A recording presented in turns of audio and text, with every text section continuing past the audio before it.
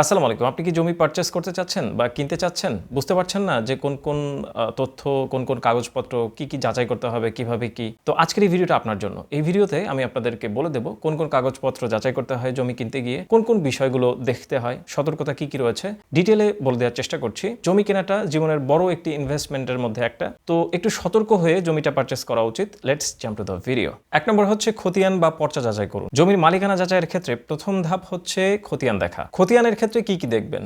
CS, RS, SA, BS বা city জরিপ খতিয়ান, সর্বশেষ নামজারি খতিয়ান। খতিয়ানে বিক্রেতার নাম আছে কিনা, জমির পরিমাণ এবং দাগ নম্বর, এই জিনিসগুলো ভালো করে দেখে শুনে যাচাই করুন সুন্দর করে। সেকেন্ড হচ্ছে দলিল বা সেল ডিড যাচাই করুন। জমির মূল দলিল সংগ্রহ করুন। এখন এই ক্ষেত্রে কি যাচাই করবেন? দলিল নাম্বার, রেজিস্ট্রেশন তারিখ, সাব রেজিস্ট্রি অফিস, বিক্রেতার মালিকানার ধারাবাহিকতা। কমপক্ষে 25 বছর দলিলের যে ইতিহাস, এটা দেখলে ভবিষ্যতে মালিকানা নিয়ে কোনো জটিলতা ফেস করতে হবে না। থার্ড হচ্ছে নামজারি বা মিউটেশন যাচাই করুন। অনেকে জমির দলিল দেখে জমি কিনে ফেলে, এটা অত্যন্ত বড় ধরনের একটি ভুল। এই ক্ষেত্রে কি নিশ্চিত করতে হবে? জমিটি বর্তমান মালিকের নামে নামজারি করা আছে কিনা, খারিজ বা মিউটেশন সম্পন্ন হয়েছে কিনা, সর্বশেষ যে নামজারি খতিয়ান সেটা সংগ্রহ করুন। নামজারি না থাকলে ভবিষ্যতে মালিকানা নিয়ে ঝামেলা হতে পারে। 4 নম্বর হচ্ছে খাজনা বা ভূমি উন্নয়ন কর, এটা পরিশোধ করা আছে কিনা এটা ভালো করে আগে দেখে নিন। সর্বশেষ ভূমি উন্নয়ন করের যে রসিদটা, সর্বশেষ সেটা সংগ্রহ করুন। যদি দীর্ঘদিন খাজনা বকেয়া থাকে তাহলে সেই ক্ষেত্রে ভবিষ্যতে সমস্যা হতে পারে। কর পরিশোধের রসিদ সংগ্রহের আগে অবশ্যই যাচাই করুন। তারপর হচ্ছে মৌজা ম্যাপ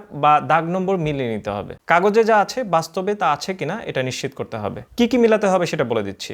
দাগ নম্বর, জমির অবস্থান, জমির পরিমাণ, রাস্তা ও প্রবেশ পথ। অনেকেই এগ্রিকালচারাল হোক অথবা নন এগ্রিকালচারাল হোক, যেটাই হোক না কেন, এই ধরনের প্রপার্টি যখন আমরা পারচেস করি তখন প্রবেশ পথ নিয়ে একটা ঝামেলা হয় অনেক সময়, বিশেষ করে হচ্ছে নন এগ্রিকালচারাল প্রপার্টির ক্ষেত্রে। প্রয়োজনে একজন সার্ভেয়ার দিয়ে মাপঝোঁক সুন্দর করে নিতে হবে। 6 নম্বর হচ্ছে জমির দখল বা পজিশন যাচাই করুন। শুধুমাত্র জমির দলিল থাকলেই হবে না, দখলটাও ঠিকমতো দেখতে হবে। আপনার প্রপার্টিতে গিয়ে আপনি কি দেখবেন? অন্য কেউ দখলে আছে কিনা, কোনো বাড়িঘর বা স্থাপনা রয়েছে কিনা, যে জায়গাটা পারচেস করতে চাচ্ছেন তার আশপাশের প্রতিবেশীর সাথে কথা বলে দেখতে পারেন। কাগজে মালিক হলেও বাস্তবে দখল নিতে গিয়ে অনেক সময় মামলা হয়ে যায়। তারপর হচ্ছে মামলা বা বিরোধ আছে কিনা সেটা যাচাই করতে হবে, যেটা আগের পয়েন্টটার সাথে রিলেটেড। কি যাচাই করতে হবে? দেওয়ানি মামলা, তারপর হচ্ছে ফৌজদারি মামলা, তারপর হচ্ছে উত্তরাধিকার বিরোধ যদি থাকে, আদালতের কোনো নিষেধাজ্ঞা যদি থাকে, সেটা এইগুলো আপনাকে যাচাই করতে হবে। মনে রাখবেন, একটি মামলাযুক্ত জমি আপনার বিনিয়োগকে বছরের পর বছর আটকে দিতে পারে। তারপর হচ্ছে উত্তরাধিকার সূত্রে যদি কোনো জমি হয়, সেই ক্ষেত্রে বিশেষ সতর্কতা রয়েছে।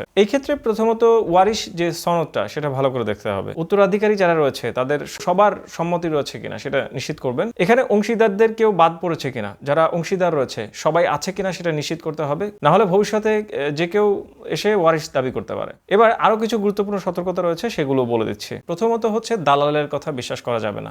আপনি চোখ বন্ধ করে দালালের কথা একটা জিনিস কিনে নিলেন, এটা করা যাবে না। দালাল হয়তো আপনাকে ইনফরমেশন দেবে যে অমুক জায়গায় জমি রয়েছে, আপনি কিনুন, সেটা কিনুন, সমস্যা নেই। বাংলাদেশে এই ধরনের জিনিসগুলো চলে, কিন্তু আপনি সমস্ত কাগজপত্র যাচাই করবেন। দালালের একটা পারিশ্রমিক দিয়ে দিলেন, তাকে খুশি করে দিলেন, কিন্তু তার কথা বিশ্বাস করা যাবে না। জমির মূল কাগজপত্রের সত্যায়িত কপি সংগ্রহ করতে হবে। জমি দেখেই টাকা পরিশোধ করবেন না। বড় ধরনের লেনদেনের আগে একজন অভিজ্ঞ আইনজীবীর পরামর্শ নিন। রেজিস্ট্রেশনের আগে সকল তথ্য ভূমি অফিস ও সাব রেজিস্ট্রি যে অফিস রয়েছে সেখানে গিয়ে যাচাই করে নিন। কম দামে জমি বিক্রির যে প্রলোভন দেখানো হয় সেটাতে পা দেবেন না কখনো। তো এগুলোই ছিল ইনফরমেশন। আপনি যদি একটা জমি পারচেস করতে চান তাহলে এই জিনিসগুলো যদি আপনি ভালো করে খেয়াল করেন তাহলে আশা করা যাচ্ছে যে আপনি ঠকবেন না। একটা মানুষ জীবনের সমস্ত যে অর্জন রয়েছে সেটা দিয়ে হয়তো একটা সম্পদ করতে চায় নিজের জন্য অথবা বাচ্চাদের জন্য। যদি এই ধরনের বিষয়গুলো ফেস করতে হয়, সমস্যাগুলো ফেস করতে হয়, তাহলে বিষয়টা খুবই আনফরচুনেট। সবাই ভালো থাকুন, সবার জন্য শুভকামনা রইল। যারা ফেসবুক থেকে ভিডিওটা দেখছেন তারা অবশ্যই ফলো বাটনে ক্লিক করে রাখবেন। যারা ইউটিউব থেকে দেখছেন সাবস্ক্রাইব করুন, অবশ্যই লাইক কমেন্ট করবেন। ভালো থাকুন, আসসালামু আলাইকুম।